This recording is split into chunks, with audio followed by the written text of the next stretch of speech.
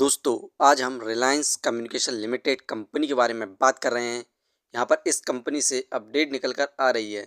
यहाँ पर CBI file second chargesheet in Reliance Communication loan fraud case.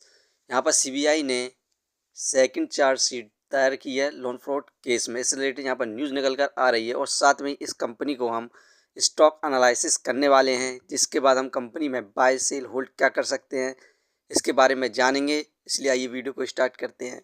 Reliance communication limited mainly focus primary on enterprises business solution, global data service, telecom infrastructure management पर कार्य करती है। दोस्तों, Reliance communication limited company का share price अभी 83 पैसे चल रहा है। आज के दिन इस कंपनी में हमें अभी तक 0% के रिटर्न्स देखने को मिल रहे हैं। कंपनी का शेयर प्राइस 84 पैसे पर स्टार्ट हुआ था, वहीं पर हाईएस्ट 85 पैसे तक चला गया था, लो 83 पैसे तक गया था। 52 वीक रेंज की बात करें तो 52 वीक लो 75 पैसे है, वहीं पर हाईएस्ट एक साल के अंदर ₹1.90 तक गया था। 5 साल में इस कंपनी में हमें ज़बरदस्त गिरावट देखने को मिली 73.65% की।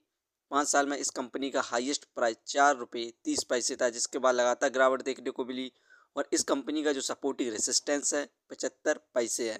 The central bureau of investigation (CBI) on Friday filed a second charge sheet in the Reliance Communication Limited loan fraud case, naming a company and two of its directors for alleged criminal conspiracy, criminal misappropriation and cheating in connection with the diversion of fund। यहाँ पर CBI ने second chargesheet दायर की है Reliance communication company के ऊपर, जिसमें 2 director ऊपर यहाँ पर लोन फ्रॉड मतलब फंड को डाइवर्ट करने का आरोप लगाया गया है। इसके प्रति यहाँ पर चार्जशीट दायर करी गई है और ये 2 डायरेक्टर का नाम है अनिल काल्या और तनु साहू। यहाँ पर द एजेंसी है registered the case on the basis of the complaint filed by the State Bank of India (SBI). As per the FIR, the total exposure of the company sector bank and financial institute in the case of amount 19,694.33 crore. यहाँ पर जो fund को divert करने का आरोप लगाया गया है, जो कि लगभग 20,000 करोड़ के आसपास बताया जा रहा है। ये बहुत तगड़ा अमाउंट है। यही कारण है कि हमें कंपनी में भी गिरावट देखने को मिलती है। इससे पहले भी फर्स्ट टाइम भी चार्जशीट दायर करी गई थी और इस पर बहुत तगड़ा यहाँ पर लोन भी है और ये एक बैंकक्रप्ट कंपनी भी है। तो इस फिलहाल के लिए हमें इस कंपनी में इन्वेस्टमेंट नहीं करना चाहिए। इस कंपनी को हम फंडामेंटली देखें तो मार्केट कैपिटलाइजेशन 232 करोड़, एक पेनी स्टॉक्स है, डेप्थ ऑफ इक्विटी -0.46। इस कंपनी में बहुत तगड़ा कर्ज है, लगभग 45 से 46 हज़ार का करोड़ है। ये एक बैंकक्रप्ट कंपनी भी है। Return of equity 0.31। इस कंपनी के द्वारा हमें 1% का भी रिटर्न देखने को नहीं मिल रहा है। अर्निंग पर शेयर नेगेटिव में -40.23, डिविडेंड दे नहीं रही है। Book value -370.87।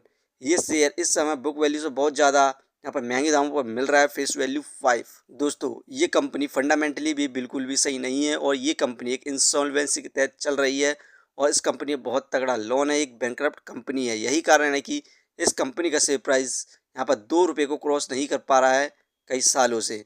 तो आप फिलहाल के लिए इस कंपनी पर इन्वेस्टमेंट ना करें। यदि अब इस कंपनी का कुछ ही दिनों में नेक्स्ट क्वार्टर का रिजल्ट आने वाला है, Q1 रिजल्ट फाइनेंस ईयर 2026 का, यदि उसमें ये कंपनी प्रॉफिट गेन करती है तो आप इस कंपनी पर यहाँ पर इन्वेस्टमेंट करने की सोच सकते हैं। फिलहाल के लिए आप बिल्कुल भी इन्वेस्टमेंट ना करें। दोस्तों, ये वीडियो सिर्फ एजुकेशन पर्पज़ के लिए थी। यदि आप किसी भी कंपनी या स्टॉक्स पर इन्वेस्ट करते हैं तो एक बार अपने फाइनेंसर्स और एक्सपर्ट की सलाह जरूर लें।